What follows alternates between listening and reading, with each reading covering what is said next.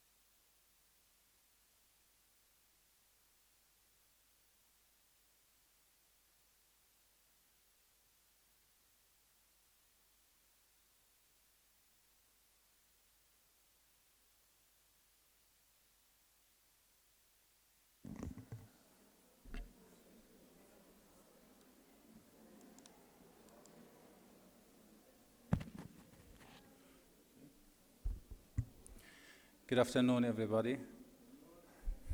Thank you for joining, and thanks to Ajman University, of course, for organizing this nice and interesting event. Thanks to Ms. Maya Haddad for the great opportunity as well. How does it feel after the lunch? Okay, so our topic today is, let's say, part of what have been discussed earlier, but it's quite far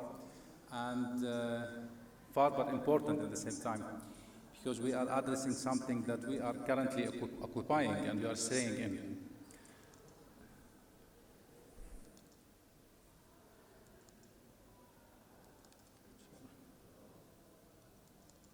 Okay.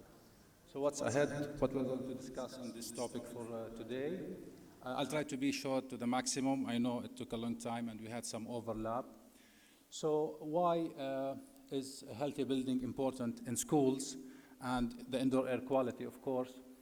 As we all know, just to brief you quickly, the indoor air quality and healthy building has been categorized one of the top 5 environmental risks by the WHO, World Health Organization.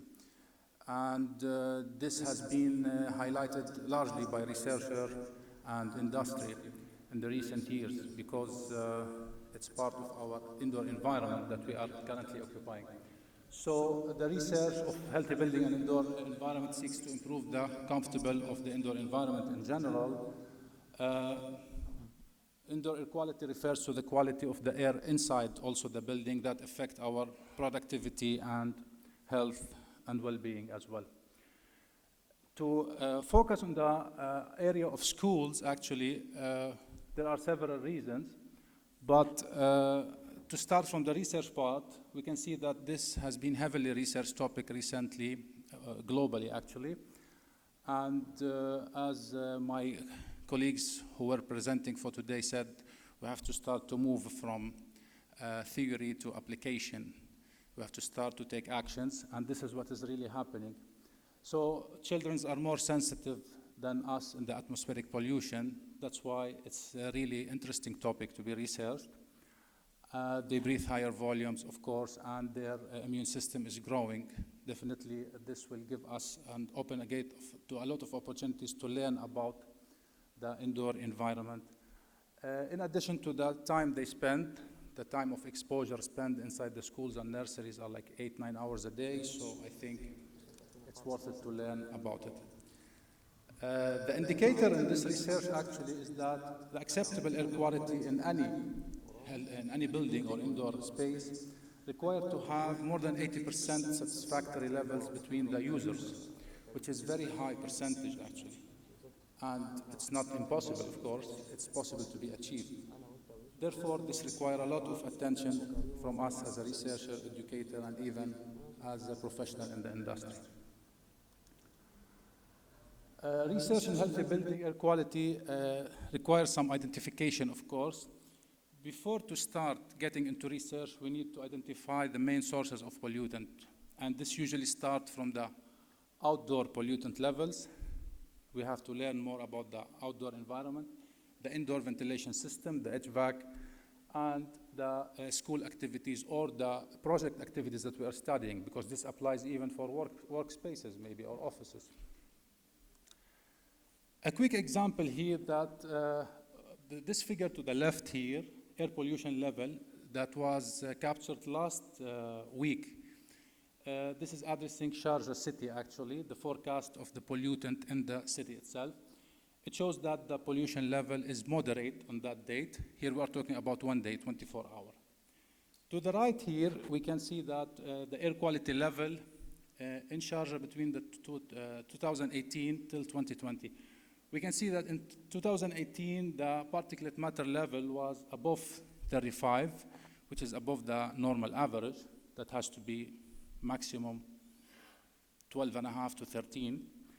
And we see that in 2019, it starts to drop until it reaches to 2020. This tells what? That, of course, the area 2019, 2020, it was the occurrence of the COVID. So definitely the pollution has dropped due to the less human interfering. So less activities by human. Definitely we have better air quality in the outdoor. Of course, this is not considered a polluted city, but there are so many aspects that we need to look at. When we start looking at the outdoor air quality, we look at the location of the building, whether it is interacted or integrated with the industrial area, or it is in a greenery area, and so on. Jumping into the indoor air pollutants, the cause of indoor air pollution, of course, is a combination of the material, physical, the chemical, and the biological factors.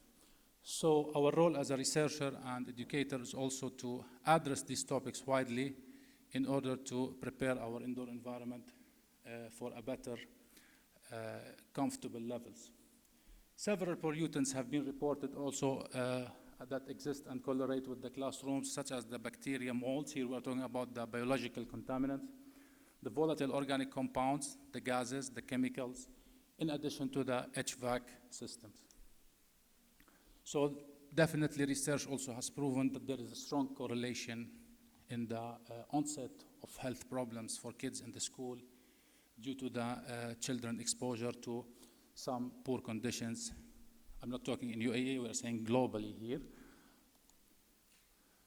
Now, to start applying this, in the recent year, Ajman University and the College of Architecture, Art and Design started a collaboration with Technical University of Denmark, and it's a collaborative research about indoor air quality of schools in Europe and UAE. We are trying to compare between two different cultures, two different environments, two different contexts, learn from the methodology that is applied there and that is applied in the UAE. Of course, you know that there is a difference in the ventilation system.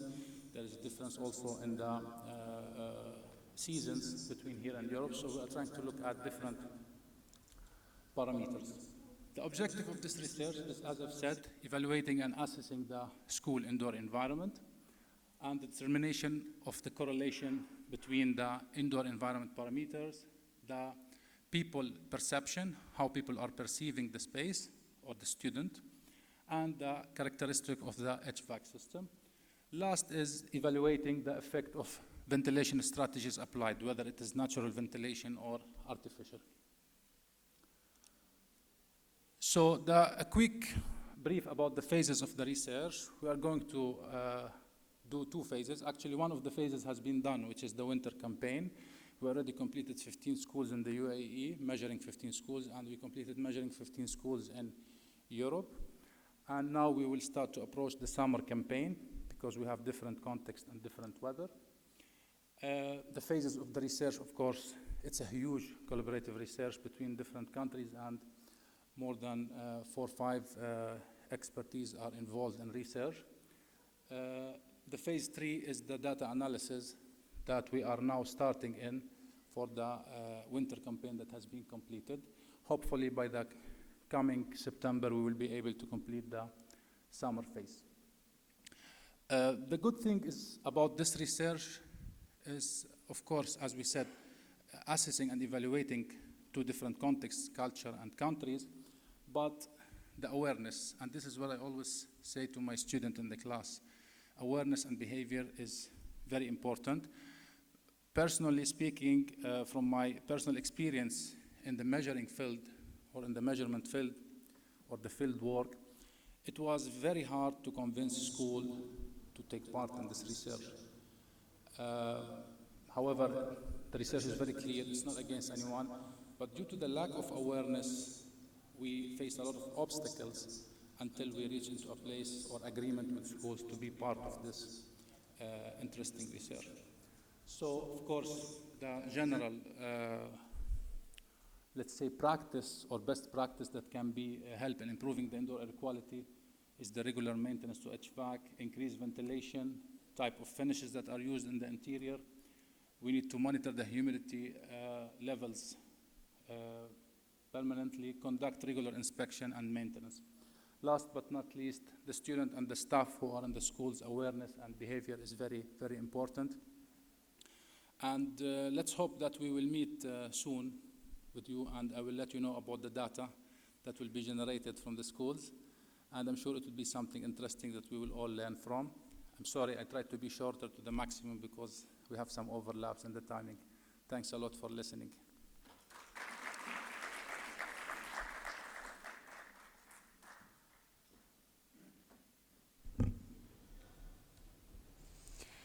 Thank you so much, our distinguished panel. Your insights have been truly valuable.